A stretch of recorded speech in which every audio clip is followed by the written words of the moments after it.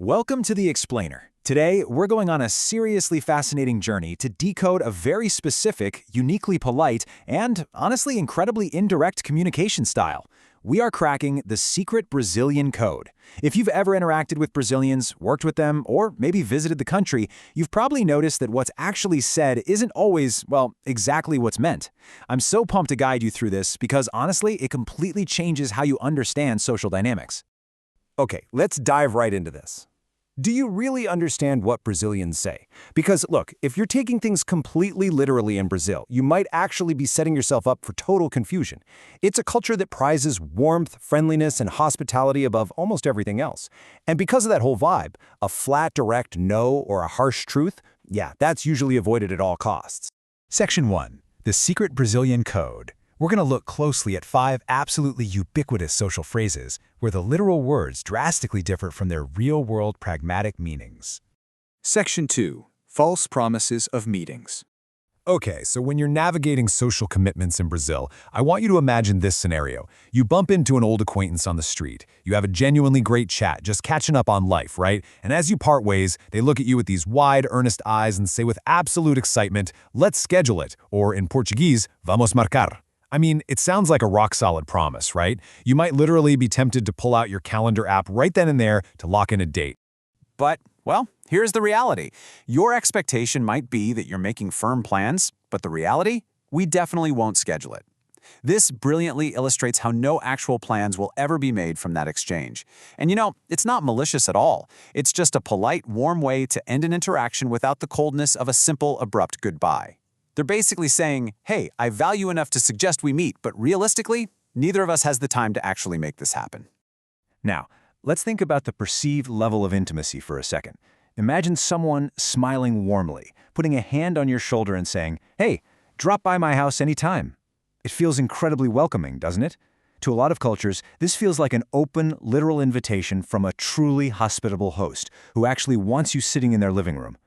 So, the absolutely crucial point here is, do not go to their house.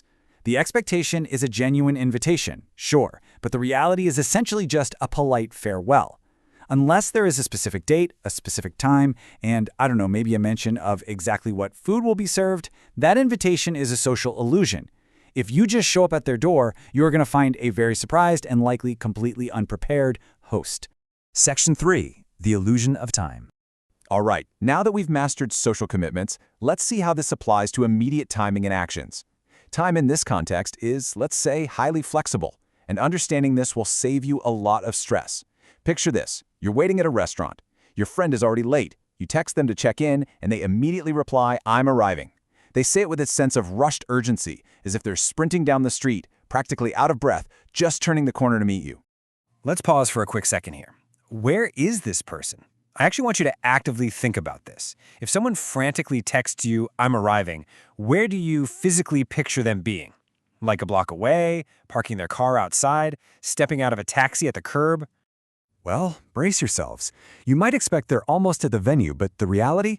They haven't even left the house. Yep, the person sending you that frantic, urgent message is likely still getting dressed, hunting for their keys, and hasn't even crossed their own front threshold yet. In this code, "I'm arriving" simply translates to "I am in the psychological process of preparing to leave my house at some point in the near future." Which brings us to a phrase you will hear absolutely everywhere, from bank lines to bakeries. Just a little minute. It's usually said so dismissively and brightly, right? It sounds like the most tiny, insignificant delay possible. A literal minute. 60 seconds. Barely a blip in your day. But the reality is a massive, bold 30. Just a little minute actually means you're going to be waiting for at least half an hour. It basically functions as a verbal cushion. Telling a customer or a friend that a task will take 30 minutes feels, well, aggressive and disappointing. So the culture softens the blow with a diminutive, super friendly little minute. Moving on to Section 4, the famous "I'll call you." We're tackling the final conversational hurdle here, dealing with follow-up communication and how to read the signals when an interaction ends. Imagine you've just finished a business meeting, a casual date, maybe an interview. The other person looks you dead in the eye, gives you a reassuring nod, and with the utmost sincerity and a totally warm vocal tone says, "I'll call you." You walk away feeling great. You think to yourself, wow, they are absolutely going to call me. Okay, I think you probably know the pattern by now. The expectation is that you'll be waiting for a call. The reality? Your phone is going to remain entirely silent. Again, it is the ultimate polite brush-off. It saves both parties the immediate face-to-face awkwardness of a direct rejection. Section 5. Social Survival Summary. Let's wrap up this analysis by tying it all together. Here is your definitive cheat sheet, and it maps everything out perfectly. Let's schedule it means we won't. Drop by my house means please don't. I'm arriving means I haven't even left yet. I'll call you means I absolutely won't. And just a minute means you've got at least 30. You might want to grab a quick picture of this guide to keep handy for your next Brazilian social interaction. So the really crucial takeaway here is, you shouldn't view these as lies. Actually, scratch that. They aren't lies at all. This is a form of cultural politeness, a really fascinating mechanism designed specifically to avoid bluntness. In a lot of cultures, directness is valued as honesty, but here, directness can often be perceived as rude, cold, or even confrontational. These indirect phrases act like a necessary social lubricant, ensuring interactions remain positive, warm, and hyper-focused on maintaining social harmony above all else. Which leaves us with a final, pretty provocative thought. Is it better to be brutally honest or politely indirect? It's such a fascinating question about global communication styles. Think about your own culture for a second, or even your own daily habits. Do you prefer the harsh truth or a comforting, polite illusion?